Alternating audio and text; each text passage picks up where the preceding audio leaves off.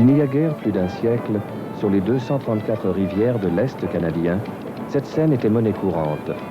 Aujourd'hui, seule représentante d'une tradition peu à peu oubliée, la rivière Coulonge, au Québec.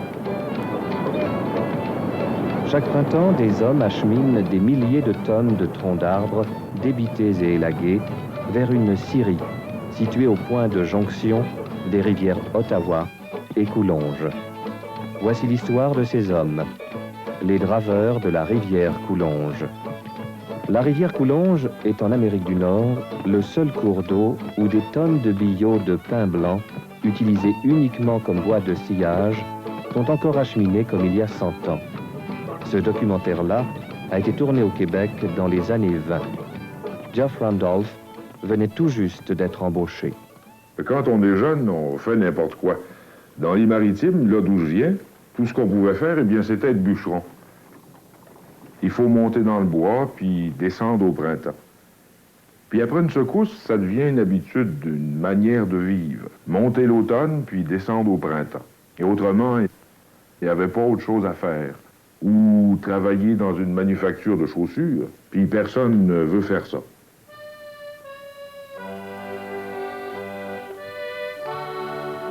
Pour les femmes, c'était dur.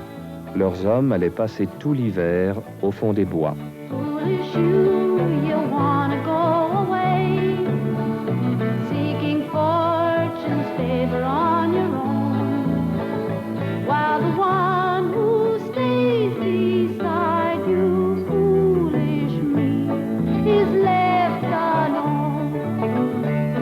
Il n'y avait pas de toilette, alors on allait dehors, il faisait simplement froid. Et quand on baissait nos pantalons, ça gelait les fesses.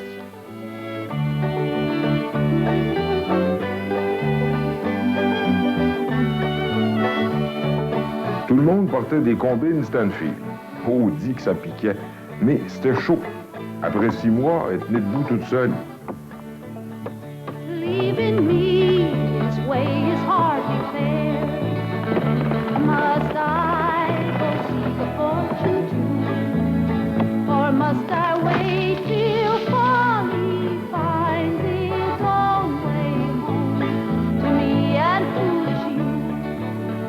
Dans le bois, les arbres coupent le vent. On peut travailler sans manteau. Personne n'en portait d'ailleurs. Mais on disait que le bois, c'était le manteau du pauvre. Même quand il fait 30 en bas de zéro, le bois coupe le vent.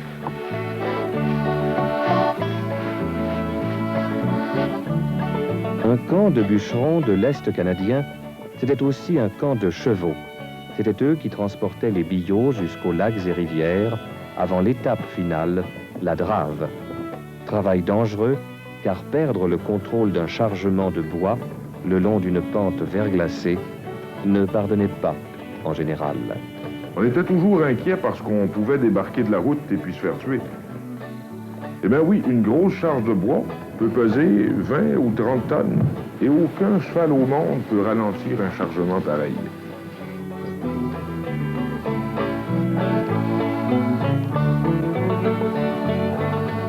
Il y avait de drôles de bons hommes dans ce temps-là. Il y avait un nommé Charlie Sproul qui portait toujours un manteau long. Il ressemblait plus à un gérant de banque qu'à un charretier. C'était un bon catholique qui faisait toujours le signe de croix et priait et sacrait en même temps.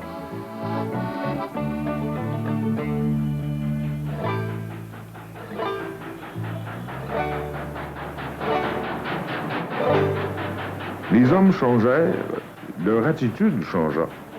Tout changea quand on s'est débarrassé des chevaux. Avant, les hommes étaient fiers de leur travail.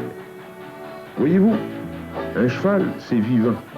Mais une machine, on s'en inquiète pas quand ça casse. C'est pas comme un cheval qui s'est blessé.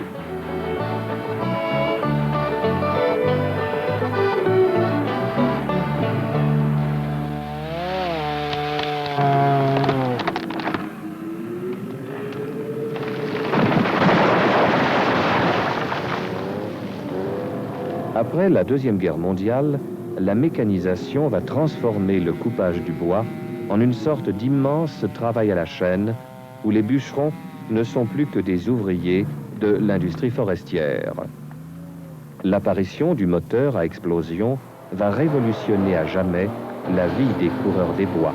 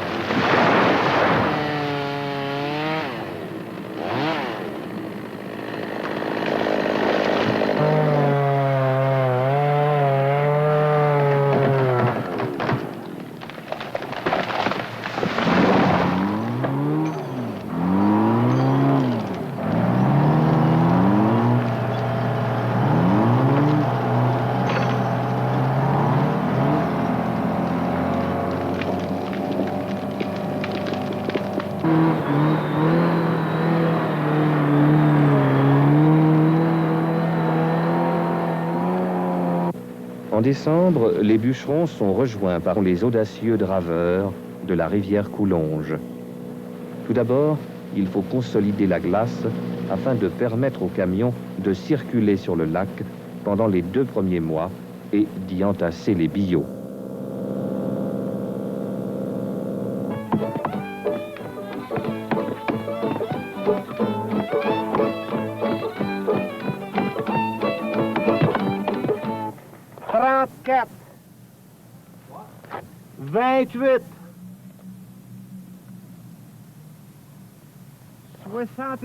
Les bûcherons sont payés à la pièce. Les billots sont marqués du sceau de la compagnie, empruntant la rivière, puis transportés et entassés sur le lac Pomponne, en amont de la rivière Coulonges.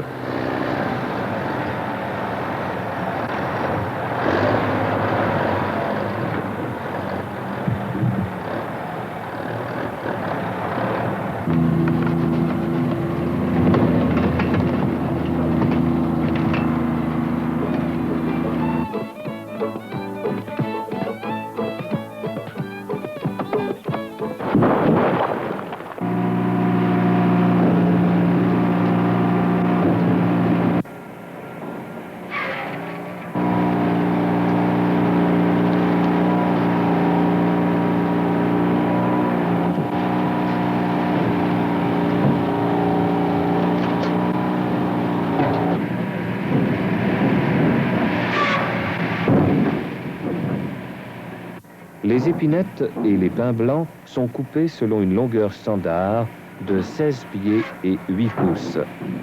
Les 8 pouces supplémentaires sont destinés à encaisser les chocs dus aux nombreux accrochages survenant en cours de route. L'abattage des arbres s'achève début février. Jour après jour, les billots sont entassés sur le lac Pomponne et le long de son rivage. Vers la mi-avril, la glace commence à fondre, donnant ainsi le signal aux draveurs. Cette année, l'opération prend du retard. Il faudra aux hommes plusieurs semaines pour dégager les billots et le temps presse. Nous étions couverts de boue. Quand on dort comme ça, tous ensemble, là, 3 ou 4 mois, sans jamais changer de linge, on avait tous des poux. Et ça ne nous achalait pas. C'était comme ça. Mais quand un gars avait trop de poux, il faisait bouillir son linge et il se lavait le corps avec du jus de tabac. Ça tuait n'importe quoi.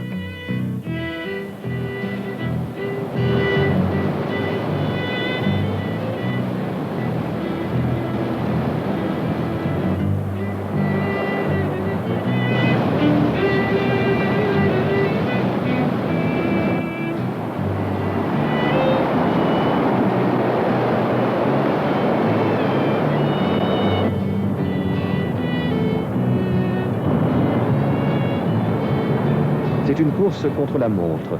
Le but, profiter de la fonte de la glace pour faire descendre le plus grand nombre de billots le long de la rivière. Le 18 avril, l'opération flottage est enfin déclenchée. Si tout se passe bien, les premiers billots arriveront à la Syrie 4 jours plus tard, après avoir parcouru 187 kilomètres. Les premiers billots descendant la rivière facilitent le chemin en formant une sorte de digue latérale sur les bras morts de la rivière. Les billots suivants peuvent, de cette façon, emprunter le canal naturel ainsi formé. Mais c'est là que le risque d'un embâcle est le plus grand. Malgré une surveillance aérienne accrue, un immense embâcle se produit et s'étend en quelques minutes sur plusieurs centaines de mètres. Il faudra toute une semaine aux draveurs pour le débloquer. Il n'y avait pas de meilleurs draveurs que les Canadiens français. Livrés. C'est dans leur nature d'être vifs. Les Écossais et les Irlandais étaient de bons hommes, mais moins vite.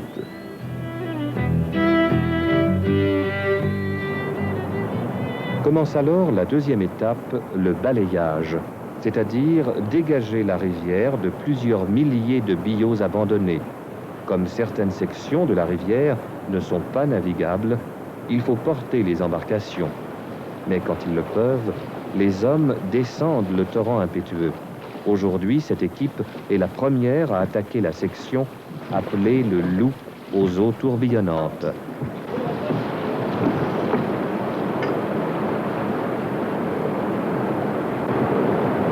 Ces hommes viennent de Fort-Coulonge, une petite ville du Québec qui a vu grandir plusieurs générations de draveurs.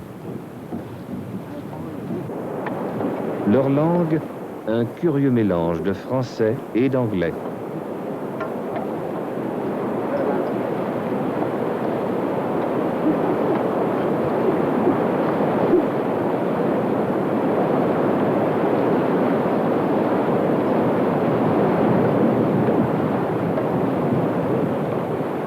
Durant toute la drave, ce sont les pins qui ont la priorité.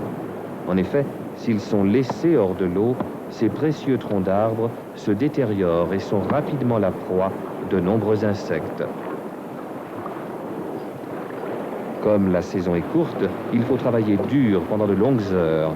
La vie de ces hommes gravite autour des repas qui ponctuent la journée de 12 heures. Debout à 5 heures du matin pour le petit déjeuner, premier repas à 10 heures, second à 3 heures, dîner à 7 heures. Ils se couchent enfin, épuisés, à 8 heures du soir. Heures et repas sont étroitement liés. Pour ces hommes, il n'est pas 9 heures du matin, mais 1 heure avant le premier repas.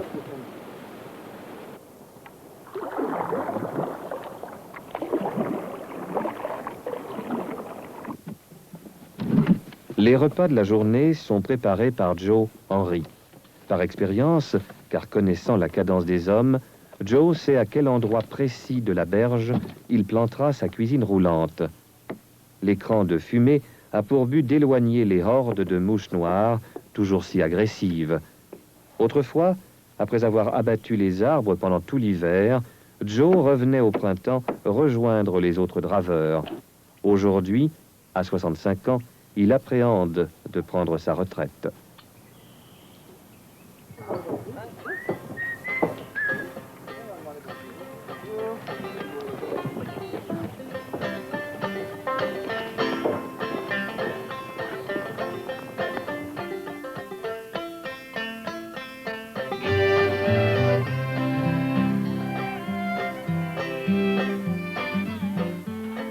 Quand un homme tombait malade, le cook lui préparait des mélanges. Il y avait du Jamaica Ginger, du calmant Perry Davis, du mélange de Buckley. Christ est fort, bon pour les hommes et pour les animaux. Il y avait des estomacs de fer. Ils pouvaient boire et manger n'importe quoi. La minute je t'aime dans le mettre brassé là-bas. Donc là, je me lève pas. Porter des vêtements secs est pratiquement impossible et les hommes sont constamment à la merci d'un refroidissement. Vers la fin du mois de mai, c'est au tour des moustiques et des mouches noires de tourmenter les draveurs. Malgré ces conditions pénibles, ce sont les mêmes hommes qui reviennent chaque année. L'un des plus agiles est le fils de Joe, Ronald Henry. Moi, j'ai commencé à 15 ans, puis il y en a plusieurs ici qui ont commencé à 15 ans, comme Polo, puis ben de ces gars-là, ils ont commencé à 14 puis 15 ans. Et puis, ça fait 9 ans que je descends ici, tous les printemps. Il y a des fois que ça me tente de faire le dernier drive du printemps, mais tous les printemps, ça revient à la même chose. Puis c'est la même gang qui se ramasse ensemble. C'est quasiment pareil comme de l'armée, c'est on revient ici. Manger et dormir ne sont pas les seules préoccupations des draveurs. En haut ici, quand c'est en haut ici, là, tu n'entends pas parler de la drave. Tu sais ton travail, mais tu n'entends pas parler. Qu'est-ce que tu entends parler, c'est des femmes, puis des playboys, puis des skinbooks de toutes les sortes. Après que les gars descendent, ils vont en faire des coups. Hein. Après qu'ils sont descendus en bas, là tu nous entends parler des femmes, tu sais, ouais, même pas avec des femmes. Là, c'est rien que des logs, puis des pains, puis des poils, puis des jams, puis on parle rien que de la drave en bas là.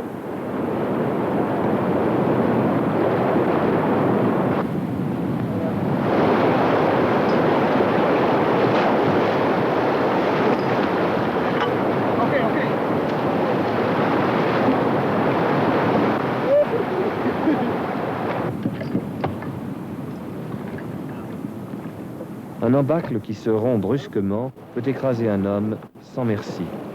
On décourage maintenant ceux qui, trop audacieux, risqueraient de trouver la mort en jouant les durs. La dernière noyade sur la rivière Coulonge remonte à 1952. Si un homme se noyait, on faisait venir le curé et il bénissait l'endroit. On taillait une belle croix en cèdre avec le nom et la date gravée dessus. D'habitude, on faisait un cercueil avec 2 barils de bois qu'on mettait bout à bout. On mettait le gars là-dedans et on le transportait comme ça au cimetière s'il n'y avait pas de parenté. La plupart n'en avaient pas. Il commence maintenant à pleuvoir presque quotidiennement. Le 7 juin, enfin, les draveurs ont parcouru et dégagé la rivière sur 56 km. Ils ont installé leur camp à l'embouchure de la rivière Crow.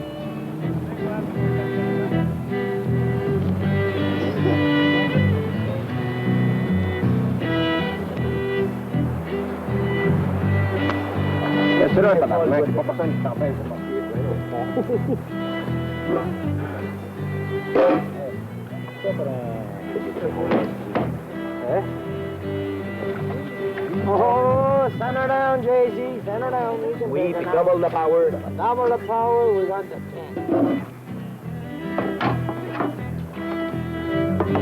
All four knocking out the door. Ici, les hommes aiment bien manger. Ils aiment les gros repas, des steaks, du poulet, du lard. Rien de trop fancy, mais beaucoup de desserts, surtout des tartes. On juge toujours un travail de cette envergure d'après la qualité des repas servis à ces hommes énergiques et travailleurs. Autrefois, le menu se composait invariablement de fèves, de lard salé, de mélasse, de thé fort, de pain et de tartes. Les repas sont toujours pantagruéliques.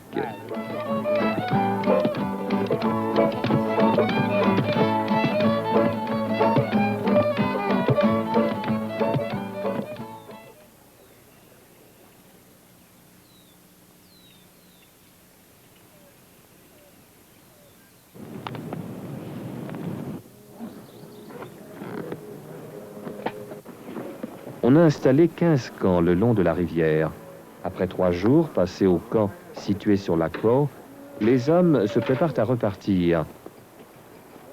Après le petit déjeuner, la plupart d'entre eux quittent le camp et descendent la rivière, laissant derrière eux le cuisinier et ses aides qui les rejoindront un peu plus tard.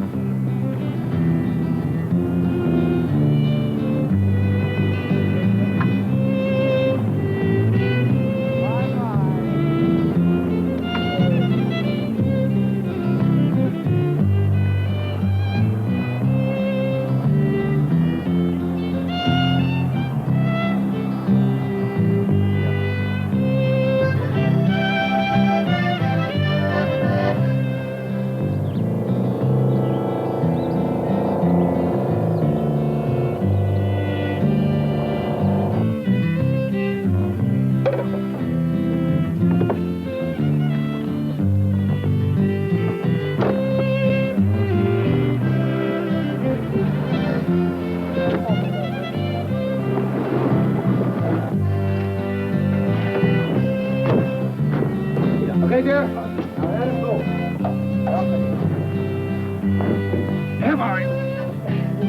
Afin d'encourager les hommes à garder la cadence, le patron incite toujours le personnel du camp à devancer l'équipe de travail.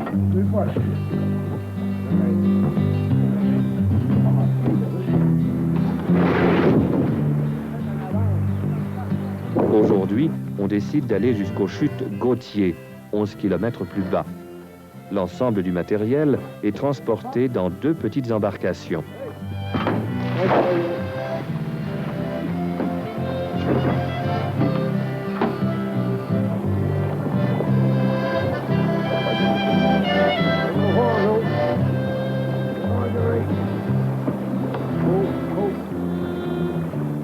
Ces barques, que l'on appelle pointers, n'ont pas changé depuis un siècle.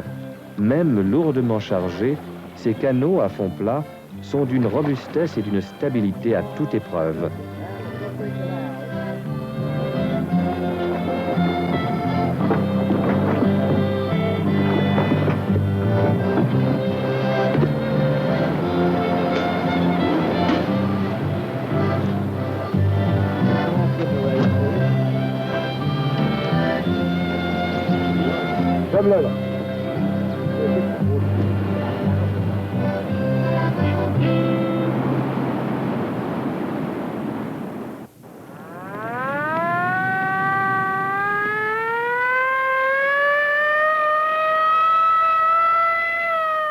C'est le cuisinier qui se lève le premier et réveille les hommes à 5 heures du matin. Même en juin, au petit matin, il peut encore faire assez froid.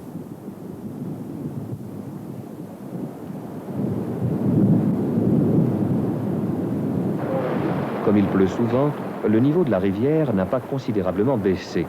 Cependant, les hommes ne comptent pas uniquement sur les précipitations. En effet, 10 barrages construits sur les affluents de la rivière contrôlent environ 30% des eaux de la rivière Coulonge. En actionnant au bon moment ces barrages, on peut rehausser pendant de courtes périodes le niveau de la rivière jusqu'à près de 1 demi-mètre. Malgré l'apport de canots à moteur et de scies mécaniques, il faut encore se servir de pics et de grappins pour faire avancer des tonnes de billots enchevêtrés dans l'eau. Apparut ensuite une machine qu'on appelle skidder. Autrefois, il fallait 100 hommes pour faire descendre une certaine quantité de bois. Aujourd'hui, grâce à la présence de 2 de ces machines, le nombre d'hommes nécessaires à l'opération a diminué de moitié. Comme il est effectivement dangereux de travailler sur la rivière, l'alcool a toujours été interdit parmi les draveurs. Une méthode consiste à utiliser un câble pour faire face à un embâcle de taille, même si pendant la manœuvre, le câble casse une fois sur 2. Quelquefois, il y a des bâcles au premier essai, mais le plus souvent, comme dans ce cas-ci, il faut plusieurs heures, voire plusieurs jours pour y parvenir. Lorsque l'embâcle se produit directement au-dessus d'une chute d'eau, on met en place une chaîne de sécurité en travers de la rivière. Il est arrivé que des canots aient chaviré entraînant avec eux des hommes dans les flots.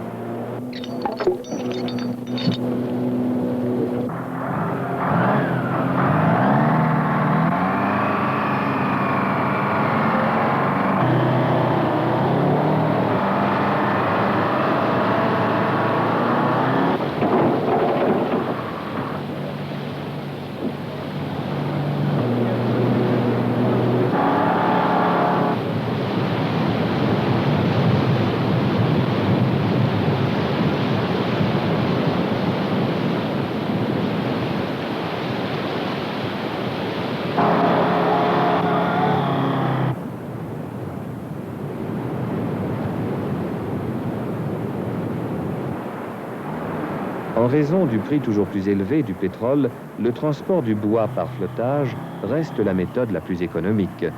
Mais l'avenir de la drave repose sur les réserves de la forêt et les pins blancs que l'on abat le long de la rivière Coulonge proviennent de l'une des dernières forêts économiquement rentables du Canada. En dernier ressort, lorsque rien n'y fait, on a recours au dynamitage.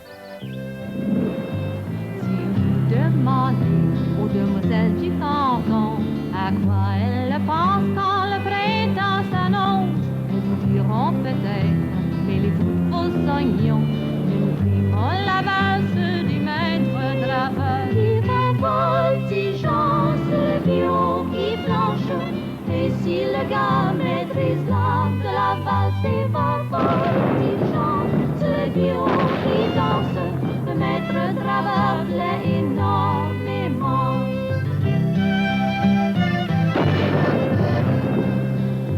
Quand la valse s'achève, j'aime bien m'en aller, guetter les gars qui manissent la rivière. Chante le soir, ça met mon Le 10 juillet, les derniers billots sont en route vers la Syrie. Il y avait toujours des prêcheurs et des curés qui voulaient nous réformer, mais il n'y avait pas moyen. Comme disait le vieux Arnie Adams, ce qu'il me faut quand je descends en ville, après 6 mois dans le bois, c'est des femmes puis de la boisson. Au pied d'éléphant, je préfère les grâces de mon maître draveur. Il va voltigeant ce viol qui flanche, et si le gars maîtrise l'art de la valse, il va voltigeant ce viol qui danse, le maître draveur plaît énormément.